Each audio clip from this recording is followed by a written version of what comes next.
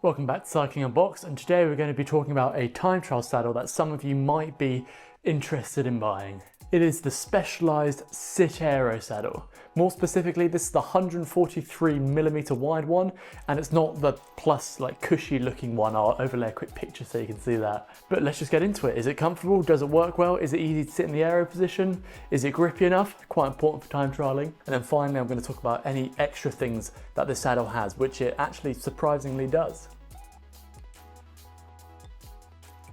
So Sitero is kind of a play on words, so it's sit aero, so you can sit in the aero position, kind of self-explanatory for the name of the saddle, but let's see if it works well. So first of all is the seating position on this thing, and thankfully because of its design you can practically sit anywhere on this saddle. So generally speaking, if I'm on a longer event, I'll tend to sit more on my sit bones further back, roughly in this position, but when I'm in more of a race position, like a race short time trial, 10 miler, 25 miler, I then tend to roll my pelvis forwards and I sit much further forward on this position here. So I tend to sit with my sit bones on there. So I think this saddle actually has a lot of adjustability on where you sit on it, but also you can move around. So like even for like an Ironman distance event, I did Ironman Austria last year, and I found that I was changing different positions. If I wanted to get faster and more aero for the downhills, I rolled further forward and used the front more. If I was just on an uphill, I would get my hands on the bars and I could tilt my pelvis back and just sit in a more comfortable position back here. It doesn't have much of a dip, but it has a very light dip, which I think is better for time trialing on here. And you can see it's just very slightly curved. But yeah, I don't find a large dip is very nice for time trialing. I feel like you want a flatter saddle such as this. Like I just previously mentioned, it is very easy to get saddle tilt on this thing, so you can tilt your pelvis further forward so it sits you in a better time trialing position. If your hips are rolled backwards and it doesn't want to sit in that position, then your chest is going to come up, whereas if you can tilt your pelvis forwards, it's going to make it easier to hold the time trial position, which I find this saddle allows to do for me. In terms of comfort, like I mentioned earlier, this thing isn't too bad. Like I said, I've done 2 Ironmans on this thing, one 70.3 and one full, and I found it to be just fine. I'm not going to say like, you know, it's plush, but over those kind of distances, actually, it doesn't really bother me too much, and I don't really think about the saddle at all, which is kind of rare for me. Like I said, they do come with like a plus or a premium version. This one is a lot firmer. It's actually quite a firm saddle, so your padding is going to have to do a lot of the work here.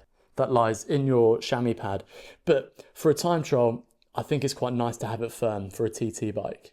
I do also find that there's no rubbing on the sides. Some saddles end up way too wide, or they don't drop off steeply enough. You can see here that the Sitero had a very steep drop off here, so I don't get any rubbing or chafing on the sides of this as I do with some wider saddles. I do have a very narrow pelvis, so this 130 fits me quite well, but even if you don't, even if you have a normal size pelvis, the front here, it's wide again, so you do have the support and the width. I think any wider for me, it would just about start to chafe and rub on the insides of the inner thighs here, but this is just fine for me. I think for most people, that would be perfect, this front width. The cutout is nice and wide, so you do, for me, I haven't had any, you know, numbness or tingling or pain down there. In those special areas, it seems to be just fine for me. That cutout is more than wide enough for my sit bones sit perfectly on these two sides here. I feel quite supported on the saddle as well. I don't feel like a rock side to side. Obviously, a lot of that's part of saddle height and position, but I feel like it's a solid saddle and I don't move around on it much at all. And part of that is a contributor of the grip. So I want to talk about how well your bum grips onto this saddle. So as you can probably see on the front here, it's a little bit more knobbly. This has survived a whole year of riding. I do a lot of indoor miles on the turbo here as well, and it seems to be holding up just fine. So durability is great, but in terms of the actual grip itself, I don't move around on this saddle at all. Some of my previous saddles, I'd find my pelvis sliding forwards and I'd have to shift my hips back a lot. But this, if I want to be locked in on the front, I'm locked in on the front. If I want to be more comfortable on the back, I'm locked in on the back. I don't think these knobbles actually do very much, but the actual material surface itself is grippy enough to stop you from moving around. That way you can just hold yourself in the time trial position for a lot longer periods of time. One thing I really did want to mention is the SWAT system, or SWAT, that they have, where they have these two bolts where basically you can add attachments to the saddle. So for example, I've got light here for now for the UK road legal time trials, but usually I'll take this off here if I'm racing an Ironman and fit one special attachment. But like I said, you can get an attachment that holds all your spares and stuff. You can comfortably fit a gel or two underneath here. So if you like to carry an extra spare gel on your Ironmans, then it's quite a good saddle for that. But for my Ironmans, I use the bottle mount holder. Now the bottom mount holder is actually fantastic because it's made of like solid aluminium. It sits on here and it's rock solid and kind of convenient for me. It rests on this position here, so it's almost got 3 points of contact.